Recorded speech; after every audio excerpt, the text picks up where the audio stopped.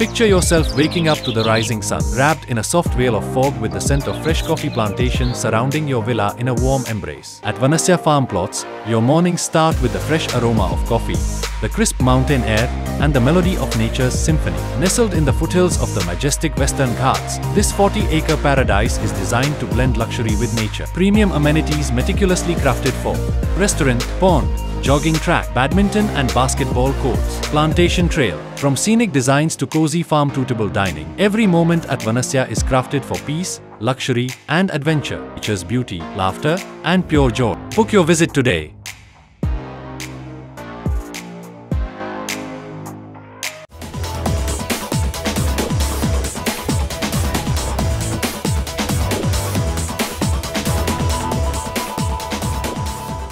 Hi friends, ಇದು mastmaga.comನ international bulletin ಸುತ್ತು ಜಗತ್ತು. ನಾನು ಅಮರ್ ಪ್ರಸಾದ್. ಪಾಕಿಸ್ತಾನದೊಂದಿಗೆ ಬೂದಿ ಮುಚ್ಚಿದ ಕೆಂಡದಂತಹ ಪರಿಸ್ಥಿತಿ ಇರೋ ಹೊತ್ತಲ್ಲಿ PM Narendra Modi important speech ಮಾಡಿದ್ದಾರೆ. ಮತ್ತೊಂದು ಎಚ್ಚರಿಕೆ ಕೊಟ್ಟಿದ್ದಾರೆ. ದೇಶದ ಮೇಲೆ ಕಣ್ಣು ಹಾಕಿದ್ರೆ ಮಿಟ್ಟಿಮೆ ಮಿಲಾದೆಂಗೆ, ಮಣ್ಣಲ್ಲಿ ಹೂತು ಹಾಕ್ತೀವಿ ಅನ್ನೋದನ್ನ ಮತ್ತೆ ಪುನರುಚ್ಚಾರ ಮಾಡಿದ್ದಾರೆ. ಅಲ್ಲದೆ ನಮ್ಮ ಸೇನೆಗೆ ಫ್ರೀ ಹ್ಯಾಂಡ್ ಕೊಟ್ಟಿದ್ದೀವಿ. ಅವರು ಈಗ ಆಲ್ರೆಡಿ 3 ಸೇನೆಯವರು ಸೇರ್ಕೊಂಡು ಚಕ್ರ ವ್ಯೂಹ ಹೆಣೆದು 22 ನಿಮಿಷಗಳಲ್ಲಿ 9 ಉಗ್ರ ನೆಲೆಗಳನ್ನ ಹೊಡೆದು ಹಾಕಿದ್ದಾರೆ. ಜಿಹಾದಿಗಳು ಧರ್ಮ ಕೇಳಿ ಪ್ರವಾಸಿಗರನ್ನ ಹತ್ಯೆ ಮಾಡಿದ್ರು. ಈಗ ಅವರಿಗೆ ಗೊತ್ತಾಗಿದೆ, ಸಿಂಧೂರ ಸ್ಫೋಟಕವಾಗಿ ಬದಲಾದ್ರೆ, ಸಿಂಧೂರ ಗನ್ ಪೌಡರ್ ಆದ್ರೆ ಅದರ ಪರಿಣಾಮ ಏನಾಗಿರುತ್ತೆ ಅನ್ನೋದು ಅವರಿಗೆ ಅರ್ಥ ಆಗಿದೆ ಅಂತ ಹೇಳಿದ್ದಾರೆ. ಅಲ್ಲದೆ ನಾವು ಯಾವುದೇ ಅಣ್ವಸ್ತ್ರದ ಬ್ಲ್ಯಾಕ್ ಮೇಲ್ಗೂ ಬೆಲೆನೇ ಕೊಡೋದಿಲ್ಲ. ಪ್ರತಿಯೊಂದು ಉಗ್ರ ದಾಳಿಗೂ ತಕ್ಕ ಪ್ರತಿಕ್ರಿಯೆಯನ್ನು ಕೊಡ್ತೀವಿ. ನಾನು ಈ ದೇಶವನ್ನು ನಾಶ ಮಾಡೋಕೆ ಬಿಡೋದಿಲ್ಲ. ಇದು ದಾಳಿ ಪ್ರತಿದಾಳಿಯ ಆಟ ಅಲ್ಲ, ಬದಲಿಗೆ ಇದು ನ್ಯಾಯದ ಹೊಸ ಸ್ವರೂಪ. ಇದು ಆಪರೇಷನ್ ಸಿಂಧೂರ್ ಮೂಲಕ ಶುರುವಾಗಿದೆ.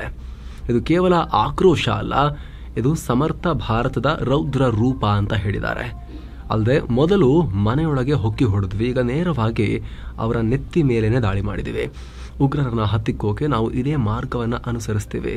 ದಾಳಿ ಟೈಮನ್ನು ಹೇಗೆ ದಾಳಿ ಮಾಡಬೇಕು ಅನ್ನೋದನ್ನು ನಮ್ಮ ಸೇನೆ ನಿರ್ಧಾರ ಮಾಡುತ್ತೆ. ಉಗ್ರವಾದ ಮತ್ತು ಉಗ್ರವಾದವನ್ನು ಬೆಂಬಲಿಸೋ ದೇಶ ಎರಡನ್ನು ನಾವು ಒಂದೇ ಥರ ಟ್ರೀಟ್ ಮಾಡ್ತೀವಿ. ಇಬ್ಬರಿಗೂ ಯಾವುದೇ ವ್ಯತ್ಯಾಸ ಮಾಡೋದಿಲ್ಲ. ಭಾರತದ ಮೇಲೆ ಇನ್ನು ಮುಂದಾಗೋ ಪ್ರತಿಯೊಂದು ದಾಳಿಗೂ ಕೂಡ ಪಾಕಿಸ್ತಾನ ಸೇನೆಯನ್ನು ಹೊಣೆಗಾರನ್ನಾಗಿ ಮಾಡ್ತೀವಿ, ಅವರ ಆರ್ಥಿಕತೆಯನ್ನು ಹೊಣೆಗಾರನ್ನಾಗಿ ಮಾಡ್ತೀವಿ.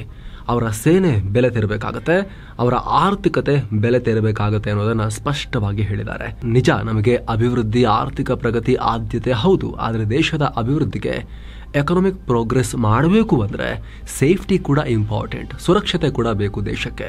ಈ ವಿಚಾರದಲ್ಲಿ ನಾವು ಕಠಿಣ ನಿಲುವನ್ನು ತಗೊಳ್ತಾ ಇದ್ದೀವಿ. ನಮ್ಮನ್ನ ಯಾರೂ ತಡೆಯೋಕೆ ಸಾಧ್ಯ ಇಲ್ಲ. ನಾನು ಜಗತ್ತಿನ ಶಕ್ತಿಗಳಿಗೂ ಹೇಳೋಕೆ ಬಯಸ್ತೀನಿ, ನೀವು ಯಾರೂ ಭಾರತ ತನ್ನಂತಾನು ರಕ್ಷಿಸಿಕೊಳ್ಳೋದ್ರಿಂದ ತಡೆಯೋಕೆ ಆಗಲ್ಲ ಅಂತ PM ಹೇಳಿದ್ದಾರೆ. ಆ ಮೂಲಕ ನೇರವಾಗಿ ಅಮೆರಿಕ ಸೇರಿದ ಹಾಗೆ ಭಾರತವನ್ನು ತಡೆಯೋಕೆ ಪ್ರತಿ ಸಲ ಅಡ್ಡ ಬರುವ ವಿದೇಶಿ ಶಕ್ತಿಗಳಿಗೆ ಮೆಸೇಜ್ ಪಾಸ್ ಮಾಡೋ ರೀತಿಯಲ್ಲಿ ಸ್ಟೇಟ್ಮೆಂಟ್ ಕೊಟ್ಟಿದ್ದಾರೆ. ಜೊತೆಗೆ ಪಾಕಿಸ್ತಾನ ಈ ಬಿಕಾನೇರ್ ಏರ್ ಬೇಸ್ ಮೇಲೂ ಕೂಡ ದಾಳಿಗೆ ಪ್ರಯತ್ನ ಪಡ್ತು, ದಾಳಿ ಮಾಡಿದ್ದೀವಿ ಅಂತ ಹೇಳ್ಕೊಳ್ತು. ಆದರೆ ಇಲ್ಲಿ ಏನೂ ಆಗಲಿಲ್ಲ. ನಾನು ಇಲ್ಲೇ ಬಂದು ಲ್ಯಾಂಡ್ ಆದೆ ಇವತ್ತು ಇದೇ ಏರ್ ಬೇಸ್ನ ರನ್ವೇನಲ್ಲಿ. ಆದರೆ ಇಲ್ಲಿಂದ ಸ್ವಲ್ಪವೇ ದೂರದಲ್ಲಿ ಪಾಕಿಸ್ತಾನದ ರಹೀಮ್ ಯಾರ್ ಖಾನ್ ಏರ್ ಬೇಸ್ ಇದೆ. ಅದು ಯಾವಾಗ ಓಪನ್ ಆಗುತ್ತೋ ಗೊತ್ತಿಲ್ಲ. ICUನಲ್ಲಿ ಆ ಏರ್ ಬೇಸ್ ಇದೆ ಈಗ ಅನ್ನೋ ಹೇಳಿಕೆಯನ್ನು ಕೊಟ್ಟರು. ಪಾಕ್ ಜೊತೆ ವ್ಯಾಪಾರ ಮಾತುಕತೆ ಎರಡು ಒಟ್ಟಿಗೆ ಆಗೋಕೆ ಸಾಧ್ಯ ಇಲ್ಲ. ಕೇವಲ POK ಪಡೆಯೋ ಬಗ್ಗೆ ಮಾತ್ರ ನಾವು ಪಾಕಿಸ್ತಾನ ಜೊತೆಗೆ ಮಾತಾಡೋಕೆ ರೆಡಿ ಅಂತ ಭಾರತದ ನಿಲುವನ್ನು ಮತ್ತೆ ಪುನರುಚ್ಚಾರ ಮಾಡಿದ್ದಾರೆ. ಜೊತೆಗೆ ನೀರಿನ ವಿಚಾರದಲ್ಲೂ ಕೂಡ ಭಾರತದ ಹಕ್ಕಿನ ಒಂದು ಹನಿ ನೀರು ಕೂಡ ಪಾಕಿಸ್ತಾನಕ್ಕೆ ಹೋಗೋಕೆ ಬಿಡೋದಿಲ್ಲ. ನಮ್ಮ ಹಕ್ಕಿನ ನೀರನ್ನು ಕೂಡ ಅವರು ಯೂಸ್ ಮಾಡ್ತಿದ್ರಲ್ಲ, ಓಕೆ ಬಳಸ್ಕೊಳ್ಳಿ, ಸುಮ್ಮನೆ ನಮ್ಮನ್ನು ಕಂಡ್ರೆ ಹೆದರಿ ಸಾಯ್ತಾರೆ, ಚೂರು ಕಂಫರ್ಟಬಲ್ ಆಗಿರಲಿ ಅಂಥೇಳಿ ಭಾರತ ಸ್ವಲ್ಪ ಉದಾರತೆಯನ್ನು ತೋರಿ ತನ್ನ ಪಾಲಿನ ನೀರನ್ನು ಕೂಡ, ಅಂದರೆ ಸಿಂಧೂ ಟ್ರೀಟಿ ಅಡಿಯಲ್ಲಿ ತಗೊಂಡಿದ್ದೇ ಸ್ವಲ್ಪ ನೀರು ನಾವು ಜಾಸ್ತಿ ಅವ್ರಿಗೆ ಬಿಟ್ಟುಕೊಟ್ಟು ನಾವು ತಗೊಂಡಿರೋ ನೀರಲ್ಲೂ ಕೂಡ ಯೂಸ್ ಮಾಡ್ಕೊಳ್ಳದೆ ಅಲ್ಲಿಗೆ ಹರಿದೋಗ್ಲಿ ಅಂತ ಬಿಡ್ತಾ ಇದ್ವಿ. ಪಾಪ ತಮ್ಮ ಅಥವಾ ದಾರಿ ತಪ್ಪಿದ ಮಗ ಅಂತ ಅಂದ್ಕೊಂಡು. ಆದರೆ ಈಗ ಅದೇ ಸೋಕಾಲ್ಡ್ ತಮ್ಮ ಅಥವಾ ದಾರಿ ತಪ್ಪಿದ ಮಗ ಬಂದು ತನ್ನ ತವರು ಮನೆಯ ಒಲೆಗೇನೆ ನೀರು ಹಾಕೋಕೆ ಪ್ರಯತ್ನ ಪಟ್ರೆ ಬಿಡಕ್ಕಾಗತ್ತಾ? ಹಾಗಾಗಿನೇ ಭಾರತ ಈ ಆಪರೇಷನ್ ಸಿಂಧೂರ್ ಟೈಮ್ನಲ್ಲಿ ಈ ಪಹಲ್ಗಾಮ್ ಉಗ್ರ ದಾಳಿ ಬಳಿಕ ಆ ಒಪ್ಪಂದವನ್ನು ರದ್ದು ಮಾಡಿತ್ತು. ಒಪ್ಪಂದ ರೀನೆಗೋಷಿಯೇಟ್ ಆಗಬೇಕು ಅಂತ ಕೇಳಿತ್ತು. ಒಪ್ಪಂದ ಆಗಿರೋದೇ ಸರಿ ಇಲ್ಲ, ರೀನೆಗೋಷಿಯೇಟ್ ಆಗಬೇಕು ಅನ್ನೋ ರೀತಿಯಲ್ಲಿ ಭಾರತ ಈಗ ನಿಲುವನ್ನು ತಾಳ್ತಾ ಇದೆ. ಅದು ಒಂದು ಭಾಗ. ಮತ್ತೊಂದು ಕಡೆ ಆ ಒಪ್ಪಂದದ ಅಡಿಯಲ್ಲೂ ಕೂಡ ನಮ್ಮ ಹಕ್ಕಿನ ನೀರನ್ನು ಕೂಡ ನಾವು ಬಳಸ್ತಾ ಇರಲಿಲ್ವಲ್ಲ. ಅದನ್ನು ಒಂದು ಹನಿನೂ ಹೋಗೋಕೆ ಬಿಡೋದಿಲ್ಲ, ಇವಾಗಿಂದೀಗಲೇ ನಾವು ಕ್ರಮ ತಗೊಳ್ತಾ ಇದ್ದೀವಿ ಅನ್ನೋದನ್ನು ಕೂಡ ಭಾರತ ಸರ್ಕಾರ ಅನೌನ್ಸ್ ಮಾಡಿದೆ. ಸೊ ನಿಮ್ಮ ಗಮನಕ್ಕಿರಲಿ, ಪೂರ್ತಿ ಸಿಂಧೂ ನದಿ ನೀರನ್ನು ಸ್ಟಾಪ್ ಮಾಡೋದಲ್ಲ, ಹಾಗೆ ಮಾಡೋಕ್ಕೆ ಬರಲ್ಲ. ಅಂತಾರಾಷ್ಟ್ರೀಯ ನಿಯಮಗಳ ಪ್ರಕಾರ ಮತ್ತು ಒಂದು ಪ್ರಕೃತಿಯ ನಿಯಮಗಳು ಅಂತ ಇರುತ್ತಲ್ಲ, ಅದ್ರ ಪ್ರಕಾರ ಹಂಗೆ ಮಾಡೋಕ್ಕೆ ಬರೋದಿಲ್ಲ. ಹಂಗೆ ನೋಡೋಕೆ ಹೋದರೆ ಬೇರೆ ದೇಶಗಳಿಂದಲೂ ನಮಗೆ ನದಿ ಹರಿಯುತ್ತೆ. ಚೀನಾದಿಂದ ನಮಗೆ ಬ್ರಹ್ಮಪುತ್ರ ಅಲ್ಲಿ ಶುರುವಾಗಿ ಆಮೇಲೆ ಭಾರತದಲ್ಲಿ ಜಾಸ್ತಿ ಹರಿಯುತ್ತಲ್ವ. ಸೊ ಯಾವ ರಾಷ್ಟ್ರವೂ ಆ ರೀತಿ ಎಲ್ಲ ಮಾಡೋಕ್ಕೆ ಬರೋದಿಲ್ಲ. ಬಟ್ ನಮ್ಮ ಹಕ್ಕಿದ್ದನ್ನು ಅಲ್ಲಿಗೆ ಹೋಗದಿರೋ ಥರ ನಾವು ನೋಡ್ಕೋಬೋದು. ಜೊತೆಗೆ ಈ ಒಪ್ಪಂದವನ್ನು ನೀವು ರಿಯಾಲಿಟೀಸ್ ಪ್ರಕಾರ, ಅಂದರೆ ವಾಸ್ತವ ಪರಿಸ್ಥಿತಿಗಳ ಪ್ರಕಾರ ಎಷ್ಟು ಜಾಗದಲ್ಲಿ ಹರಿಯುತ್ತೆ, ಎಷ್ಟು ಜನ ಡಿಪೆಂಡ್ ಆಗಿದ್ದಾರೆ, ಅದರ ಆಧಾರದ ಮೇಲೆ ಹೊಸದಾಗಿ ಒಪ್ಪಂದವನ್ನು ಪುನರ್ರಚಿಸೋಣ ಅಂತ ಕೂಡ ಭಾರತ ಕೇಳಬಹುದು. ಜೊತೆಗೆ ಆಲ್ರೆಡಿ ಇರೋ ಒಪ್ಪಂದದ ಪ್ರಕಾರ ತಮ್ಮ ಪಾಲಿನ ನೀರನ್ನು ಕ್ಲಿಯರ್ ಆಗಿ ಯಾವುದೇ ಡೌಟ್ ಇಲ್ಲದೆ, ಏನು ಕಾನೂನಿನ ಸಮಸ್ಯೆ ಇಲ್ಲದೆ ಭಾರತ ಯೂಸ್ ಮಾಡ್ಕೋಬಹುದು. ಏನೋ ಗಾಜಾದಲ್ಲಿ ಸಂಘರ್ಷ ನಡೆಸ್ತಾ ಇರೋ ಇಸ್ರೇಲ್ಗೆ ದೊಡ್ಡ ಆಘಾತ ಆಗಿದೆ. ತನ್ನ ಮಿತ್ರ ದೇಶ ಅಮೆರಿಕದಲ್ಲೇ 2 ಇಸ್ರೇಲ್ ರಾಯಭಾರ ಸಿಬ್ಬಂದಿಯನ್ನ ಉಗ್ರರು ಗುಂಡಿಕ್ಕಿ ಹತ್ಯೆ ಮಾಡಿದ್ದಾರೆ. 4 ಉಗ್ರರ ಗುಂಪೊಂದು ಈ ಗುಂಡಿನ ದಾಳಿ ಮಾಡಿದೆ. ವಾಷಿಂಗ್ಟನ್ ಡಿಸಿಯ ಜೂಯಿಷ್ ಮ್ಯೂಸಿಯಂ ಬಳಿ ಈ ಘಟನೆಯಾಗಿದೆ. ಅಮೆರಿಕ ಇದನ್ನು ಕನ್ಫರ್ಮ್ ಮಾಡಿದ್ದು ಕ್ರೂರ ಘಟನೆ, ತನಿಖೆ ಮಾಡ್ತೀವಿ ಅಂತ ಹೇಳಿದೆ. ಅಲ್ಲದೆ ಘಟನೆ ಸಂಬಂಧ ಓರ್ವ ಶಂಕಿತನನ್ನ ಪೊಲೀಸರು ವಶಕ್ಕೆ ಪಡೆದಿದ್ದಾರೆ. ಈತ ಈ ಘಟನೆ ನಡೆಯೋಕ್ಕೂ ಮುನ್ನ ಮ್ಯೂಸಿಯಂ ಹೊರಗಡೆ ಬಹಳ ವೇಗವಾಗಿ ಓಡ್ತಾ ಇದ್ದ. ಅದನ್ನು ಗಮನಿಸಿ ಅರೆಸ್ಟ್ ಮಾಡಲಾಗಿದೆ. ಜೊತೆಗೆ ಈತ ಫ್ರೀ ಪ್ಯಾಲೆಸ್ತೇನ್ ಅಂತ ಘೋಷಣೆ ಕೂಗ್ತಾ ಇದ್ದ ಅಂತ ಆರಂಭಿಕ ಮಾಹಿತಿ ಸಿಕ್ಕಿದೆ. ಈ ಕೃತ್ಯಕ್ಕೀಗ ಅಮೆರಿಕ ಅಧ್ಯಕ್ಷ ಡೊನಾಲ್ಡ್ ಟ್ರಂಪ್ ತೀವ್ರ ಖಂಡನೆ ವ್ಯಕ್ತಪಡಿಸಿದ್ದಾರೆ. ವಾಷಿಂಗ್ಟನ್ ಡಿಸಿಯಲ್ಲಿ ನಡೆದ ಕ್ರೂರ ಹತ್ಯೆಗೆ ಯಹೂದಿಗಳ ಮೇಲಿನ ದ್ವೇಷವೇ ಕಾರಣ, ಇವೆಲ್ಲ ಇಲ್ಲಿ ಕೊನೆಯಾಗಬೇಕು, ದ್ವೇಷ ಮತ್ತು ಮೂಲಭೂತವಾದಕ್ಕೆ ಅಮೆರಿಕದಲ್ಲಿ ಜಾಗ ಇಲ್ಲ ಅಂತ ಹೇಳಿದ್ದಾರೆ. ಅತ್ತ ಇಸ್ರೇಲ್ ಕೂಡ ಘಟನೆಯನ್ನು ಖಂಡಿಸಿದೆ. ಅಲ್ಲದೆ ಪ್ರತೀಕಾರ ಹೇಳೋದಾಗಿ ಶಪಥ ಮಾಡಿದೆ. ಯಹೂದಿ ಸಮುದಾಯಕ್ಕೆ ಹಾನಿ ಉಂಟು ಮಾಡುವ ಮೂಲಕ ಉಗ್ರರು ಎಲ್ಲ ಲಿಮಿಟ್ ಕ್ರಾಸ್ ಮಾಡಿದ್ದಾರೆ. ಜಗತ್ತಿನ ಯಾವುದೇ ಮೂಲೆಯಲ್ಲಿರೂ ತನ್ನ ಪ್ರಜೆಗಳು ಮತ್ತು ಪ್ರತಿನಿಧಿಗಳನ್ನು ರಕ್ಷಣೆ ಮಾಡೋಕೆ ಇಸ್ರೇಲ್ ಕ್ರಮ ತಗೊಳ್ಳುತ್ತೆ ಅಂತ ಹೇಳಿದ್ದಾರೆ. ಇತ್ತ ಇಸ್ರೇಲ್ ವಿದೇಶಾಂಗ ಸಚಿವ ಗಿಡಾನ್ ಸಾರ್ ರಿಯಾಕ್ಟ್ ಮಾಡಿ ಈ ಉಗ್ರ ದಾಳಿಯ ಮಾಹಿತಿ ಕೇಳಿ ಗಾಬರಿಯಾಗಿದೆ. ಇಸ್ರೇಲ್ ಯಾವತ್ತಿಗೂ ಭಯೋತ್ಪಾದನೆಗೆ ತಲೆಬಾಗಲ್ಲ ಅಂತ ಹೇಳಿದ್ದಾರೆ. ಅತ್ತ ಅಮೆರಿಕದ ವಿದೇಶಾಂಗ ಸಚಿವ ಮಾರ್ಕೋ ರೂಬಿಯೋ ಕೂಡ ಖಂಡನೆ ವ್ಯಕ್ತಪಡಿಸಿದ್ದಾರೆ. ಇದು ಹೇಡಿತನದ ಕೃತ್ಯ, ಯಹೂದಿಗಳ ವಿರುದ್ಧ ನಡೆಸಲಾದ ಹಿಂಸಾಚಾರ, ಇದಕ್ಕೆ ಕಾರಣರಾದವರನ್ನ ಹಿಡಿದು ಶಿಕ್ಷೆ ಕೊಡ್ತೀವಿ ಅಂತ ಹೇಳಿದ್ದಾರೆ. ಯಹೂದಿಗಳ ಮೇಲಾಯಿತು, ಅಮೆರಿಕದ ಕಾಸಾ ಇಸ್ರೇಲ್ ಮೇಲಾಯಿತು, ಅಮೆರಿಕದಲ್ಲಾಯಿತು. ಬಾಯ್ ಬಡ್ಕೊಳ್ತಿದ್ದಾರೆ ಇಷ್ಟೊಂದು ಜೋರಾಗಿ. ಈಗ ಇಸ್ರೇಲ್ ಯಾವುದೇ ಆ್ಯಕ್ಷನ್ ತಗೊಂಡ್ರೂ ಕೂಡ ಭಾಳ ತಲೆ ಕೆಡಿಸ್ಕೊಳ್ಳಲ್ಲ ಅಮೆರಿಕ. ಆಲ್ರೆಡಿ ಗಾಜಾವನ್ನು, ಅಲ್ಲಿಂದ ಪ್ಯಾಲೆಸ್ತೇನಿಗಳನ್ನು ಖಾಲಿ ಮಾಡಿಬಿಟ್ಟು ಫ್ರೀಡಮ್ ಝೋನ್ ಅಂತ ಮಾಡ್ತೀವಿ, ಮೂಲಸೌಕರ್ಯ ನಿರ್ಮಾಣ ಮಾಡಿ ಒಂಥರ ಟೂರಿಸ್ಟ್ ಸ್ಪಾಟ್ ಥರ ಮಾಡ್ತೀವಿ ಅಂತೆಲ್ಲ ಅಮೆರಿಕ ಆ ಲೆವೆಲಿಗೆ ಮಾತಾಡ್ತಿದೆ ಅಲ್ವಾ. ಪಹಲ್ಗಾಮ್ನಲ್ಲೇ ಆದಾಗ ಇದೇ ರೀತಿ ಹೇಳಿದ್ರ, ಧರ್ಮಾಧಾರಿತವಾಗಿ ಇದು ದಾಳಿಯಾಗಿರೋದು, ಇಲ್ಲೊಂದು ಹಿಂದೂಗಳನ್ನು ಟಾರ್ಗೆಟ್ ಮಾಡಲಾಗಿದೆ, ಇದನ್ನು ಸಹಿಸೋದಿಲ್ಲ, ಪನಿಷ್ಮೆಂಟ್ ಕೊಡಲೇಬೇಕು, ಕೊಡ್ತೀವಿ, ಆ ಥರ ಏನಾರು ಹೇಳಿದ್ರ ಅಮೆರಿಕನ್ಸ್? ಇಸ್ರೇಲ್ನವ್ರು ಹೇಳಿದರು. ಇಸ್ರೇಲ್ ಭಾರತಕ್ಕೆ ನೇರ ಸಪೋರ್ಟ್ ಮಾಡಿತ್ತು. ಆದರೆ ಅಮೆರಿಕನ್ಸ್ ನಾಟಕದ ಮಾತುಗಳನ್ನು ಆಡಿದರು. ಆ ಕಡೆ ಪಾಕಿಸ್ತಾನಕ್ಕೂ ನೈಸ್ ಹೊಡಿತಾ ಭಾರತ ಪಾಕಿಸ್ತಾನವನ್ನು ಒಂದೇ ತಟ್ಟೆಯಲ್ಲಿ ತೂಗುತ್ತಾ ಮಾಡಿದರು. ಅವ್ರ ನೆಲದಲ್ಲಾದಾಗ, ಅವರಿಗಾದಾಗ, ಅಥವಾ ಅವರ ತೀರ ಆಪ್ತ ಮಿತ್ರರಿಗಾದಾಗ ಆವಾಗ ಬೇರೆ ಥರ ರಿಯಾಕ್ಷನ್ ಬರುತ್ತೆ ಅಮೆರಿಕದಿಂದ. ಅಮೆರಿಕ ಈ ರೀತಿ ಡಬಲ್ ಗೇಮ್ ನಿಲ್ಲಿಸೋ ತನಕ ಯಾವತ್ತೂ ಕೂಡ ಭಾರತ ಅಮೆರಿಕವನ್ನು ಪೂರ್ತಿ ನಂಬಲ್ಲ. ಮತ್ತೊಂದು ಕಡೆ ಇಸ್ರೇಲ್ ಗಾಜಾ ಮೇಲೆ ತನ್ನ ದಾಳಿಯನ್ನ ಕಂಟಿನ್ಯೂ ಮಾಡಿದೆ. ಪರಿಣಾಮ 93 ಜನ ಪ್ರಾಣ ಕಳ್ಕೊಂಡಿದ್ದಾರೆ ಅಂತಲೂ ಗಾಜಾದಲ್ಲಿರುವ ಆರೋಗ್ಯ ಇಲಾಖೆ ಹೇಳಿದೆ.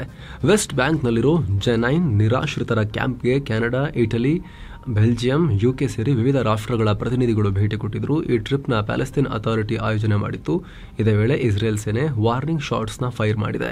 ಈ ಪ್ರತಿನಿಧಿಗಳು ನಿಗದಿತ ಮಾರ್ಗಗಳನ್ನು ಬಿಟ್ಟು ಬೇರೆ ಕಡೆಗೆ ಹೋಗ್ತಾ ಇದ್ರು. ಹೀಗಾಗಿ ಅವ್ರನ್ನ ಎಚ್ಚರಿಸೋಕೆ ನಾವು ಗುಂಡು ಹಾರಿಸಿದ್ವಿ, ಆದರೆ ಯಾರಿಗೂ ಹಾನಿ ಆಗಿಲ್ಲ ಅಂತ ಇಸ್ರೇಲ್ ಸೇನೆ ಹೇಳಿದೆ.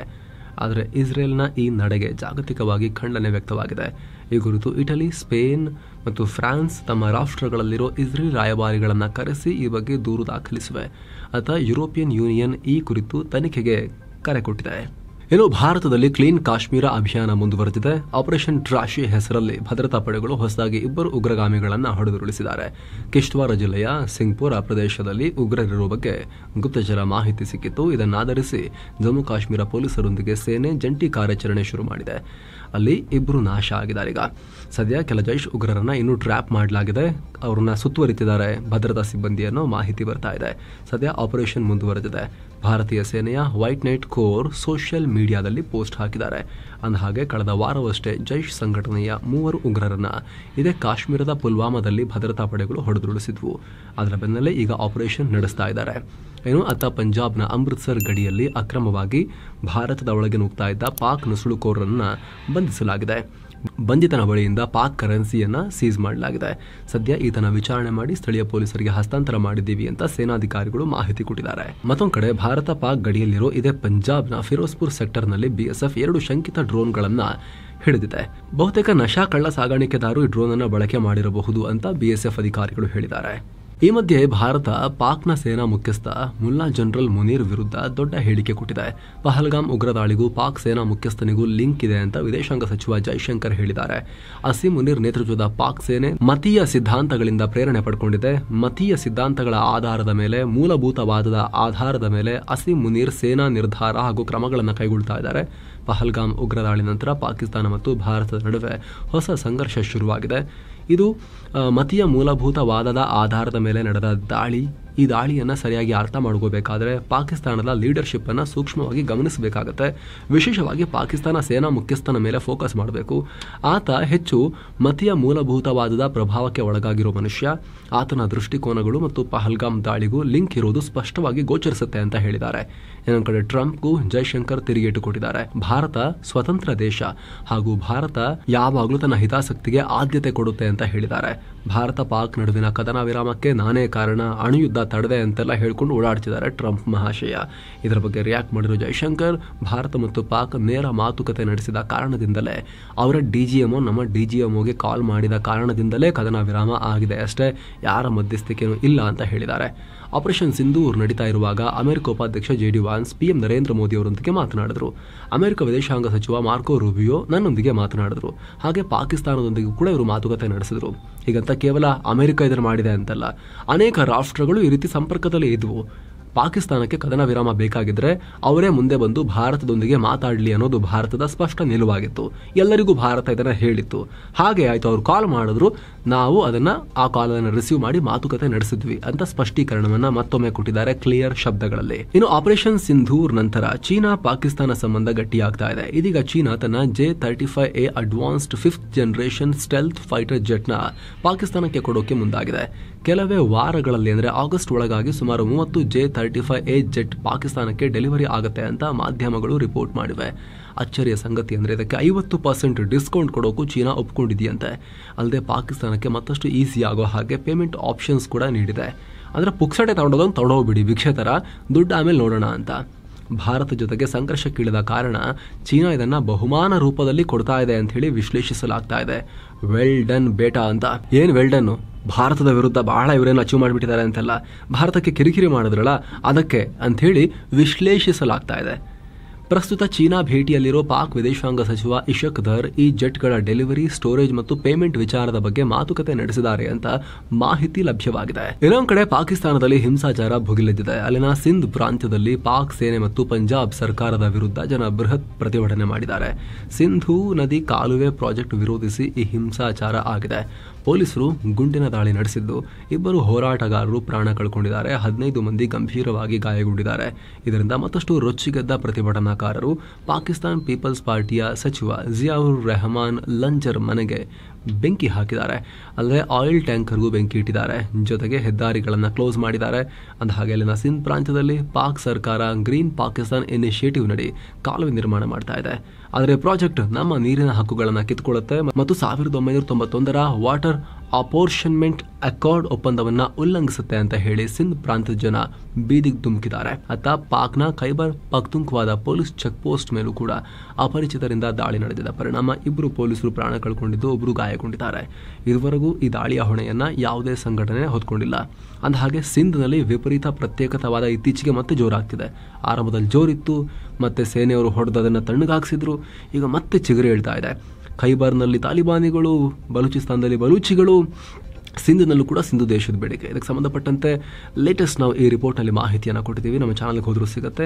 ಸುತ್ತ ಜಗತ್ತು ಎಂಡ್ನಲ್ಲೂ ಕೂಡ ಸ್ಕ್ರೀನ್ ಮೇಲೆ ತರ್ತೀವಿ. ಟ್ಯಾಪ್ ಮಾಡೋ ಮೂಲಕ ಆ ವಿಡಿಯೋಗೆ ಜಂಪ್ ಆಗ್ಬೋದು. ಈ ನಡುವೆ ದಿಲ್ಲಿಯಲ್ಲಿರೋ ಪಾಕ್ ಹೈಕಮಿಷನರ್ ಕಚೇರಿ ಅಧಿಕಾರಿಗೆ ನಮ್ಮ ವಿದೇಶಾಂಗ ಇಲಾಖೆ ಪರ್ಸೋನಾ ನಾನ್ ಗ್ರಾಟಾ ಹೊರಡಿಸಿದೆ. ಅಂದರೆ ನೀವು ಇಲ್ಲಿರೋದು ನಮಗೆ ಇಷ್ಟ ಇಲ್ಲ, ತಮ್ಮ ಅಧಿಕಾರ ವ್ಯಾಪ್ತಿ ಮೀರಿ ಕೆಲಸ ಮಾಡ್ತಾ ಇದ್ದೀರಾ, ಜಾಗ ಖಾಲಿ ಮಾಡಿ ಇಲ್ಲಿಂದ ಅಂತ. ಹೀಗಾಗಿ 24 ಗಂಟೆಯಲ್ಲಿ ಭಾರತ ಬಿಟ್ಟು ಹೋಗಿ ಅಂತ ವಿದೇಶಾಂಗ ಇಲಾಖೆ ಹೇಳಿದೆ. ದಿಲ್ಲಿಯ ಪಾಕ್ ಹೈಕಮಿಷನ್ನ ಚಾರ್ಜ್ ಡಿ ಅಫೇರ್ಸ್ ಅಧಿಕಾರಿ ಸಾದ್ ಅಹಮದ್ ವಾರಿಚ್ಗೆ ನೋಟಿಸ್ ಕೊಡಲಾಗಿದೆ. ಈ ಮೂಲಕ ಕಳೆದ 8 ದಿನಗಳಲ್ಲಿ ಡ್ಯಾನಿಶ್ ಬಳಿಕ ಪಾಕ್ನ 2ನೇ ಸಿಬ್ಬಂದಿಗೆ ಈ ಆದೇಶ ಕೊಟ್ಟಂತಾಗಿದೆ. ಇದರ ಬೆನ್ನಲ್ಲೇ ಪಾಕಿಸ್ತಾನ ಕೂಡ ಇಸ್ಲಾಮಾಬಾದ್ನ ಭಾರತೀಯ ಹೈಕಮಿಷನ್ನಲ್ಲಿ ಕೆಲಸ ಮಾಡುತ್ತಿರೋ ಭಾರತೀಯ ಅಧಿಕಾರಿಗೆ ಪರ್ಸನಲ್ ನಾನ್ ಗ್ರಾಟಾ ಹೊರಡಿಸಿದೆ. ಅವರು ಸೇಮ್ 24 ಗಂಟೆ ಒಳಗಡೆ ದೇಶ ತೊರೆಯುವಂತೆ ಆದೇಶ ಕೊಡ್ತಾ ಇದ್ದೀವಿ ಅಂತ ಹೇಳಿದೆ. ಇನ್ನೊಂದು ಕಡೆ ಚೀನಾ ಮತ್ತು ಪಾಕಿಸ್ತಾನ ಗುಂಪಿಗೆ ತಾಲಿಬಾನಿಗಳು ಕೂಡ ಸೇರೋ ರೀತಿ ಕಾಣಿಸ್ತಾ ಇದೆ, ಅಥವಾ ಅವ್ರನ್ನ ಹೇಳ್ಕೊಳ್ಳೋಕೆ ಇವರಿಬ್ರು ಪ್ರಯತ್ನ ಪಡ್ತಿದ್ದಾರೆ. ಈಗ ಚೀನಾದ ಬೀಜಿಂಗ್ನಲ್ಲಿ 3 ದೇಶಗಳ ವಿದೇಶಾಂಗ ಸಚಿವರು ಟ್ರೈಲ್ಯಾಟ್ರಲ್ ತ್ರಿಪಕ್ಷೀಯ ಮೀಟಿಂಗ್ ನಡೆಸಿದ್ದಾರೆ. ಈ ವೇಳೆ ಸಿಪೆಕ್ ಯೋಜನೆ ಅಫ್ಘಾನಿಸ್ತಾನಕ್ಕೂ ವಿಸ್ತರಿಸೋಕೆ 3 ರಾಷ್ಟ್ರಗಳು ಒಪ್ಪಿಕೊಂಡಿವೆ. ಅಲ್ಲದೆ 3 ದೇಶಗಳ ಮಧ್ಯೆ ವ್ಯಾಪಾರ ಹೆಚ್ಚಿಸೋಕೆ ಇನ್ಫ್ರಾಸ್ಟ್ರಕ್ಚರ್ ಮತ್ತು ಅಭಿವೃದ್ಧಿ ಬಗ್ಗೆ ಡಿಸ್ಕಸ್ ಮಾಡಿದ್ದಾರೆ. ಈ ಕುರಿತು ರಿಯಾಕ್ಟ್ ಮಾಡಿರೋ ಪಾಕ್ ವಿದೇಶಾಂಗ ಸಚಿವ ಇಶಾಕ್ ದರ್, ಪ್ರಾದೇಶಿಕ ಶಾಂತಿ, ಸ್ಥಿರತೆ ಮತ್ತು ಅಭಿವೃದ್ಧಿಗೆ ಪಾಕಿಸ್ತಾನ, ಚೀನಾ ಮತ್ತು ಅಫ್ಘಾನಿಸ್ತಾನ ಒಟ್ಟಾಗಿ ನಿಲ್ತಾರೆ ಅಂತ ಹೇಳಿದ್ದಾರೆ. ಏನೋ ಈ ಮೀಟಿಂಗ್ನ ಸೈಡ್ಲೈನ್ಸ್ ನಲ್ಲಿ ಅಫ್ಘಾನಿಸ್ತಾನದ ಹಂಗಾಮಿ ವಿದೇಶಾಂಗ ಸಚಿವ ಅಮೀರ್ ಖಾನ್ ಮುಟಾಕಿ, ಚೀನಾ ವಿದೇಶಾಂಗ ಸಚಿವ ವಾಂಗಿ ಜೊತೆಗೆ ಮಾತುಕತೆ ನಡೆಸಿದ್ದಾರೆ. ಈ ವೇಳೆ ಜಗತ್ತಿನ ಯಾವುದೇ ಶಕ್ತಿ ನಮ್ಮ ಜಾಗವನ್ನು ಬಳಸಿಕೊಂಡು ಚೀನಾ ವಿರುದ್ಧ ಕೆಲಸ ಮಾಡೋಕೆ, ಹಾನಿ ಉಂಟು ಮಾಡೋಕೆ ನಾವು ಬಿಡೋದಿಲ್ಲ ಅಂತ ಪ್ರಾಮಿಸ್ ಮಾಡಿದ್ದಾರೆ ಅವರಿಗೆ. ನಿಮ್ಮ ಗಮನಕ್ಕಿರಲಿ, ಅಮೆರಿಕ ಮತ್ತು ಭಾರತಗಳು ತಾಲಿಬಾನ್ ಒಂದಿಗೆ ಸಂಬಂಧ ವೃದ್ಧಿಸಿಕೊಳ್ಳುವ ಪ್ರಯತ್ನ ಮಾಡ್ತಿರೋ ಟೈಮ್ನಲ್ಲೇ ತಾಲಿಬಾನಿಗಳು ಈ ಆಟ ಕಟ್ತಾ ಇದ್ದಾರೆ. ಈಗ ಅಮೆರಿಕದ ವಾಯುಪಡೆ ಮಿನಿಟ್ ಮ್ಯಾನ್ 3 ಹೆಸರಿನ ಖಂಡಾಂತರ ಕ್ಷಿಪಣಿ ಇಂಟರ್ ಕಾಂಟಿನೆಂಟಲ್ ಬ್ಯಾಲಿಸ್ಟಿಕ್ ಮಿಸೈಲ್ ಯಶಸ್ವಿಯಾಗಿ ಪರೀಕ್ಷೆ ಮಾಡಿದೆ. ಕ್ಯಾಲಿಫೋರ್ನಿಯಾದ ಸ್ಪೇಸ್ ಫೋರ್ಸ್ ಬೇಸ್ನಲ್ಲಿ ಮಿಸೈಲ್ ಟೆಸ್ಟ್ ಮಾಡಲಾಗಿದ್ದು, ಇವು ಅಣ್ವಸ್ತ್ರ ಸಾಗಿಸುವ ಸಾಮರ್ಥ್ಯವನ್ನು ಹೊಂದಿವೆ. ಗಂಟೆಗೆ ಸುಮಾರು 23,000 ರಿಂದ 24,000 ಕಿಲೋಮೀಟರ್ ವೇಗದಲ್ಲಿ ಚಲಿಸುವ ತಾಕತ್ತಿದೆ. ಸುಮಾರು 13,000 ಕಿಲೋಮೀಟರ್ ರೇಂಜ್ ಹೊಂದಿದೆ. ಈ ಮಿಸೈಲ್ ಬಳಸಿ ಅಮೆರಿಕದಿಂದಲೇ ಭೂಮಿಯ ಯಾವುದೇ ಭಾಗದ ಮೇಲಾದರೂ ಕೂಡ ಅಣ್ವಸ್ತ್ರದ ಸ್ಟ್ರೈಕ್ ನಡೆಸಬಹುದು ಅಂತ ಅಮೆರಿಕನ್ ಸೇನೆ ಹೇಳಿದೆ.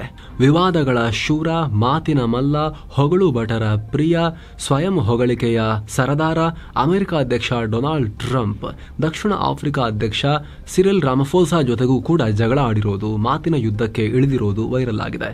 ನಿಮ್ಮ ದೇಶದಲ್ಲಿ ಅಲ್ಪಸಂಖ್ಯಾತರಾಗಿರೋ ಬಿಳಿಯರ ಹತ್ಯೆ ನಡೆಸಲಾಗ್ತಾ ಇದೆ ಅಂತ ಟ್ರಂಪ್ ಆರೋಪ ಮಾಡಿದ್ದಾರೆ. ಇದನ್ನು ಸಮರ್ಥಿಸೋಕೆ ಒಂದಷ್ಟು ಫೋಟೋಸ್ ತೋರಿಸಿದ್ದಾರೆ. ಇದರಿಂದ ಮುಜುಗರಕ್ಕೀಡಾದ ರಾಮಫೋಸಾ ಬಿಳಿಯರ ವಿರುದ್ಧ ಏನೂ ನಡೀತಾ ಇಲ್ಲ, ಹತ್ಯೆ ಆಗುವವರಲ್ಲಿ ಹೆಚ್ಚಿನವರು ಕಪ್ಪು ಜನರೇ, ಬ್ಲ್ಯಾಕ್ ಪೀಪಲೇ ಇದ್ದಾರೆ ಅಂತ ಅವರು ಹೇಳಿದ್ದಾರೆ. ಇವರಿಬ್ಬರು ಚರ್ಮದ ಬಣ್ಣದ ಆಧಾರದಲ್ಲಿ 2 ರಾಷ್ಟ್ರಗಳ ಮುಖ್ಯಸ್ಥರು ಜಗಳ ಆಡ್ಕೊಂಡಿದ್ದಾರೆ. ಇದು ಅಮೆರಿಕದ ಹಾರ್ಶ್ ರಿಯಾಲಿಟಿ. ಜಗತ್ತಿಗೆಲ್ಲ ಮಾತಾಡ್ತಾರೆ, ಆದರೆ ಅಲ್ಲಿ ಬಣ್ಣದ ಆಧಾರದಲ್ಲಿ ಜನರನ್ನ ನೋಡೋದು ಇವತ್ತಿಗೂ ದೊಡ್ಡ ವಿಚಾರ. ಅಮೆರಿಕದಲ್ಲಿ ಬಹಳ ದೊಡ್ಡ ವಿಚಾರ. ಸೋ ಕಾಲ್ಡ್ ಅಡ್ವಾನ್ಸ್ ಸಿವಿಲೈಸೇಷನ್ ಅಲ್ಲಿ ಸಮಾಜದಲ್ಲಿ ಆರ್ಥಿಕ ಪ್ರಗತಿ ಆಗ್ತಾ ಜೀವನ ಮಟ್ಟ ಸುಧಾರಿಸ್ತಾ ಜನರ ಪ್ರಯಾರಿಟಿಗಳು ಕೂಡ, ಅವರು ಯಾವುದಕ್ಕೆ ಮಹತ್ವ ಕೊಡ್ತಾರೆ ಅನ್ನೋದು ಕೂಡ ಚೇಂಜ್ ಆಗ್ತಾ ಹೋಗುತ್ತೆ ಅನ್ನೋದಕ್ಕೆ ಜಪಾನ್ನಲ್ಲಿ ಇನ್ನೊಂದು ಬೆಸ್ಟ್ ಎಕ್ಸಾಂಪಲ್ ಬಂದಿದೆ. ಈಗ ಏನಾಗಿದೆ ಗೊತ್ತಾ, ಕೃಷಿ ಸಚಿವ ಟಾಕು ಇಟೋ ಅಂತ ಅವ್ರ ಹೆಸರು, ಅವರ ಸ್ಥಾನಕ್ಕೆ ರಾಜೀನಾಮೆ ಕೊಟ್ಟಿದ್ದಾರೆ. ಏನಕ್ಕೆ ನೋಡಿ, ತುಂಬ ಇಂಟ್ರೆಸ್ಟಿಂಗ್ ಇದೆ. ಇತ್ತೀಚೆಗೆ ಒಂದು ಸ್ಟೇಟ್ಮೆಂಟ್ ಕೊಟ್ಟಿದ್ರು, ನಾನು ಅಕ್ಕಿಯನ್ನೇ ಖರೀದಿ ಮಾಡ್ತಾ ಇಲ್ಲ, ನನ್ನ ಬೆಂಬಲಿಗರು ನನಗೆ ಉಡುಗೊರೆಯಾಗಿನೇ ತುಂಬ ಅಕ್ಕಿ ಕೊಡ್ತಾ ಇದ್ದಾರೆ ಅಂತ ಹೇಳಿದರು. ಇದು ಅಲ್ಲಿನ ಜನರ ಆಕ್ರೋಶಕ್ಕೆ ಕಾರಣ ಆಗಿತ್ತು. ಜಪಾನಲ್ಲಿ ಅಕ್ಕಿ ಕೊರತೆ ಇದೆ, ಬೆಲೆ ಹೆಚ್ಚಳ ಆಗಿದೆ, ಸರಿಯಾಗಿ ಮ್ಯಾನೇಜ್ ಮಾಡ್ತಾ ಇಲ್ಲ ಇವರು. ಇಂಥ ಟೈಮ್ನಲ್ಲಿ ನಾನು ಅಕ್ಕಿ ಖರೀದಿ ಮಾಡ್ತಾ ಇಲ್ಲ, ಫ್ರೀಯಾಗಿ ಅಕ್ಕಿ ಬರ್ತಾ ಇದೆ ನನಗೆ ಅಂತ ಹೇಳಿಕೆ ಕೊಡ್ತೀರಾ ಅಂತ ಜನ ಪ್ರಶ್ನೆ ಮಾಡೋಕೆ ಶುರು ಮಾಡಿದ್ರು ವ್ಯಾಪಕವಾಗಿ. ಓಕೆ, ಜನ ಪ್ರಶ್ನೆ ಮಾಡೋದು ಮಾಡ್ತಾರಲ್ವಾ, ಅದರಲ್ಲಿ ಏನು, ನಮ್ಮಲ್ಲಂತೂ 3 ಬಿಟ್ಟವ್ರ ಥರ ಏನೇನೋ ಮಾತಾಡಿ ಹೆಂಗೆಂಗೋ ಸಿಕ್ಕಾಕೊಂಡ್ಬಿದ್ದು, ಜನ ಕಾಲಲ್ಲಿರೋದು ಕೈ ತಗೊಂಡ್ರು ಕೂಡ, ಉಗಿದ್ರೂ ಕೂಡ ಒರೆಸ್ಕೊಂಡು ಉಜ್ಕೊಂಡು ಮತ್ತೆ ಹಲ್ಲು ಬಿಡ್ಕೊಂಡು ಕೈ ಮುಕ್ಕೊಂಡು ಬರ್ತಾರಲ್ವಾ. ಆದರೆ ಅಲ್ಲಿ ಹಂಗಲ್ಲ, ರಾಜೀನಾಮೆನ ಕೊಟ್ಬಿಟ್ಟಿದ್ದಾರೆ, ತಮ್ಮ ಹೇಳಿಕೆಗೆ ಕ್ಷಮೆಯಾಚನೆ ಮಾಡಿದ್ದಾರೆ. ಇವರ ಸ್ಥಾನಕ್ಕೆ ಶಿಂಜಿರೋ ಕೊಯ್ಜಮಿ ಅನ್ನೋ ಹೊಸ ಕೃಷಿ ಮಂತ್ರಿಯನ್ನು ನೇಮಕ ಮಾಡಲಾಗಿದೆ. ಇದನ್ನೇನಾದರೂ ನಮ್ಮ ರಾಜಕಾರಣಿಗಳು ಕೇಳಿಸ್ಕೊಂಡ್ಬಿಟ್ರೆ ಗ್ಯಾರಂಟಿ ಜಪಾನ್ನವರ, ಅಲ್ಲಿನ ರಾಜಕಾರಣಿಗಳ, ಅಲ್ಲಿನ ಜನಸಾಮಾನ್ಯರ ಮಾನಸಿಕ ಸ್ಥಿತಿಗತಿಯನ್ನೇ ಪ್ರಶ್ನೆ ಮಾಡ್ತಾರೆ. ಇವರು ಏನಾಗಿದೆ, ಅವರಿಗೆ ಸರಿದಾರ ತಲೆಗೆಲೆ ಕೆಟ್ಟಿದೆಯಾ ಅವರಿಗೆ ಅಂತ ಯೋಚನೆ ಮಾಡ್ತಾರೆ ನಮ್ಮ ಪೊಲಿಟಿಷಿಯನ್ಸ್. ಅದು ನಾರ್ಮಲ್ ಅಲ್ಲ, ಅವರಿಗೆ ಅಬ್ನಾರ್ಮಲ್ ಅಲ್ಲ ಆಗಿರೋದು, ಅವರಿಗೆ ಇಲ್ಲಿ ನಡೀತಿರೋದು ನಾರ್ಮಲ್ಲು. ಸೊ ಫ್ರೆಂಡ್ಸ್, ಇದಾಗಿತ್ತು ಇವತ್ತಿನ ಜಗತ್ತಿನ ಸುತ್ತಾಟ. ಆಗಲೇ ಹೇಳಿದ್ವಲ್ಲ ನಾವು, ಸಿಂಧು ದೇಶ್ ಪಾಕಿಸ್ತಾನದಲ್ಲಿ ಇನ್ನೊಂದು ಪ್ರತ್ಯೇಕ ರಾಷ್ಟ್ರದ ಕೂಗು, ಖೈಬರ್ ಬಲೂಚಿಸ್ತಾನ್ ಬಳಿಕ. ಅದಕ್ಕೆ ಸಂಬಂಧಪಟ್ಟಂತ ರಿಪೋರ್ಟ್ ಇಲ್ಲಿದೆ, ಟ್ಯಾಪ್ ಮಾಡೋ ಮೂಲಕ ಈ ಇಂಪಾರ್ಟೆಂಟ್ ವರದಿಯನ್ನು ನೀವು ನೋಡಬಹುದು. ಮತ್ತೆ ಭೇಟಿ ಆಗ್ತಿರೋಣ. ನಮಸ್ತೆ.